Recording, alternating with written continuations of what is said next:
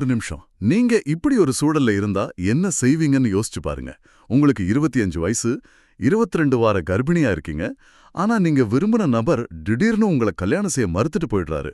ஒரு பக்கம் சமூகத்துல அவமானம், இன்னொரு பக்கம் பணப்பிரச்சனை. இந்த குழந்தைய வளர்க்கறதுக்கு நீங்க தயாரா இல்ல. ஆனா சட்டம் நீங்க திருமணம் ஆகாதவருங்கிற ஒரே காரணத்துக்காக உங்க கருக்கலைப்பு கோரிக்கையை நிராகரிக்குது. ஒரு பெண்ணோட திருமண நிலை அவங்க உடல் மேல அவங்களுக்கு இருக்கிற உரிமையை தீர்மானிக்க முடியுமா? இதுதான் நாம இன்னைக்கு ரொம்ப ஆழமா பார்க்க போற விஷயம். எக்ஸ்னு சொல்லப்படுற ஒரு பெண்ணோட தனிப்பட்ட போராட்டத்திலிருந்து திருமண நிலையெல்லாம் ஒரு பொருட்டே இல்ல, எல்லா பெண்களுக்கும் இனப்பெருக்க உரிமை சமம்தான்னு சொன்ன உச்ச நீதிமன்றத்தோட ஒரு முக்கியமான தீர்ப்பு வரைக்கும். சட்டம்ங்கிறது வெறும் வார்த்தைகள் இல்ல, அதோட ஆன்மா என்னன்னு நீதிமன்றம் எப்படி புரிஞ்சுக்கிட்டதுன்னு நாம பார்க்க போறோம். சரி, அப்போ எக்ஸோட கதையிலிருந்து ஆரம்பிக்கலாம். அவங்க மணிப்பூரை சேர்ந்தவங்க, டெல்லியில வசிச்சாங்க. ஒரு உறவுல சம்மதத்தோட கர்ப்பமாகறாங்க. ஆனா அந்த உறவு முறிஞ்சு போகுது. அதனால அவங்க கருக்கலைப்புக்காக டெல்லி உயர்நீதிமன்றத்துக்கு போறாங்க. ஆனா அங்க அவங்களுக்கு சாதகமா தீர்ப்பு வரல இல்லையா? ஆமா, வரல. டெல்லி உயர்நீதிமன்றம் அவங்க கோரிக்கையை நிராகரிச்சிட்டாங்க. காரணம் என்னன்னா, அவங்க மருத்துவ கருக்கலைப்பு சட்டத்தை, அதாவது எம்டிபி சட்டத்தை அப்படியே வார்த்தைக்கு வார்த்தை எடுத்துக்கிட்டாங்க. வார்த்தைக்கு வார்த்தையா? அப்படின்னா? அதாவது அந்த சட்டத்தோட விதி 3B-ல கணவரை இழந்தவங்க, விவாகரத்தானவங்க மாதிரி சில பிரிவினர் மட்டும் 24 வாரம் வரைக்கும் கருக்கலைப்பு செஞ்சுக்கலான்னு இருந்துச்சு. ஆனா காதலரால் கைவிடப்பட்ட திருமணமாகாத பெண் அப்படிங்கிற வார்த்தை அதுல வெளிப்படையா இல்ல. சோ உங்களுக்கு இது பொருந்தாதுன்னு சொல்லிட்டாங்க. மன உளைச்சல் 2 பேருக்கும் ஒண்ணுதான், ஆனா திருமண நிலை ஒரு தடையா நின்னுச்சு. இது கேட்கவே ரொம்ப விசித்திரமா இருக்கு. அப்புறம் உச்சநீதிமன்றம் எப்படி உள்ள வந்தாங்க? அங்கதான் இந்த வழக்கு ஒரு பெரிய திருப்புமுனைய சந்திக்குது. உச்சநீதிமன்றம் முதல்ல எக்ஸோட மன உளைச்சலை புரிஞ்சுக்கிட்டு அவருக்கு கருக்கலைப்பு செய்ய இடைக்கால அனுமதி கொடுத்தாங்க. ஆனா அதோட இருத்தல. இந்த சட்ட பிரச்சனைக்கு ஒரு நிரந்தர தீர்வு காணும்னு வழக்க தொடர்ந்து விசாரிச்சாங்க. அப்போ அந்த வார்த்தை அடிப்படையிலான பார்வைக்கு பதிலா உச்சநீதிமன்றம் என்ன செஞ்சாங்க? ஒரு அருமையான கேள்வி. உச்சநீதிமன்றம் நோக்க அடிப்படையிலான ஒரு விளக்கத்தை எடுத்துக்கிட்டாங்க.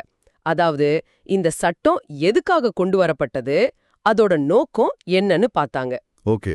அதோட நோக்கம் பெண்களுக்கு பாதுகாப்பான கருக்கலைப்புக்கான வாய்ப்பை விரிவுபடுத்துறது தானே தவிர அதை கட்டுப்படுத்துறதில்ல. காதலரால் கைவிடப்பட்ட ஒரு பெண்ணோட மனநிலைக்கும் விவாகரதான ஒரு பெண்ணோட மனநிலைக்கும் என்ன பெரிய வித்தியாசம்? ரெண்டும் ஒண்ணுதான்னு நீதிமன்றம் சொல்லுச்சு. அப்போ சட்டங்கிறது வெறும் வார்த்தை இல்ல, அதோட நோக்கம்தான் முக்கியம்னு சொல்றீங்க. இது சமத்துவ உரிமை சம்பந்தப்பட்டது தானே? நிச்சயமா. இங்கதான் அரசியலமைப்பு சட்டத்தோட 14வது சரத்து, அதாவது சமத்துவத்துக்கான உரிமை உள்ள வருது. ஒரே மருத்துவ தேவை இருக்கும்போது ஒரு பெண் கல்யாணம் ஆனவரா ஆகாதவரான்னு பாகுபாடு காட்டுறது அரசியலமைப்புக்கே எதிரானதுன்னு உச்சநீதிமன்றம் ரொம்ப தெளிவா சொல்லிடுச்சு. இந்த தீர்ப்புல ரொம்பவே தாக்கத்தை ஏற்படுத்தின இன்னொரு விஷயம் இருக்குன்னு நினைக்கிறேன். திருமண உறவில் பாலியல் வன்புணர்வை பத்தி நீதிமன்றம் சொன்ன கருத்து, அதை கொஞ்சம் விளக்க முடியுமா? அதுதான் இந்த தீர்ப்போட உச்சம்னே சொல்லலாம். இந்திய கிரிமினல் சட்டத்துல இந்த மேரிட்டல் ரேப் பத்தி இன்னும் விவாதம் போயிட்டு தான் இருக்கு. ஆனா உச்சநீதிமன்றம் இந்த வழக்குல ஒரு புரட்சிகரமான விஷயத்த சொல்லுச்சு.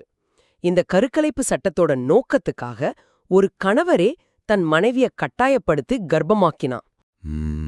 அப்படிதானே? ஆமா, மிகச்சரியா சொன்னீங்க. ஆக இந்த தீர்ப்போட தெளிவான விளைவுகளை பார்க்கலாம். 1, திருமணமாகாத பெண்களுக்கும் இப்போ 24 வாரம் வரைக்கும் கருக்கலைப்பு செஞ்சுக்க சம உரிமை இருக்கு. 2, மனநல பாதிப்புங்கிறது வெறும் மெடிக்கல் விஷயம் இல்ல, ஒரு பெண்ணோட சமூக பொருளாதார அழுத்தங்களையும் அது உள்ளடக்கும். 3, ஒரு பெண் தான் உடல் பத்தி முடிவெடுக்கிற உரிமை அவரோட அடிப்படை வாழ்வுரிமையில ஒரு பகுதிதான் உறுதிப்படுத்தப்பட்டிருக்கு. அப்போ எக்ஸுங்கிற ஒரு தனிப்பட்ட பெண்ணோட போராட்டம் இன்னைக்கு இந்தியால இருக்கிற கோடிக்கணக்கான பெண்களோட உரிமைகளை உறுதிப்படுத்துற ஒரு வரலாற்று தீர்ப்பா மாதிரி இருக்கு. ஆமா. இறுதியா நேயர்களுக்கு ஒரு சிந்தனைய தூண்டுற கேள்வி, கருக்கலைப்பு சட்டத்துக்காக திருமண உறவில் பாலியல் வன்புறவுங்கிறத உச்சநீதிமன்றம் அங்கீகரிச்சிருக்கு. இது எதிர்காலத்துல இந்திய குற்றவியல் சட்டத்திலையும் இதே மாதிரி மாற்றங்கள் வர்றதுக்கான ஒரு தொடக்கமா இருக்குமா? யோசிச்சு பாருங்க.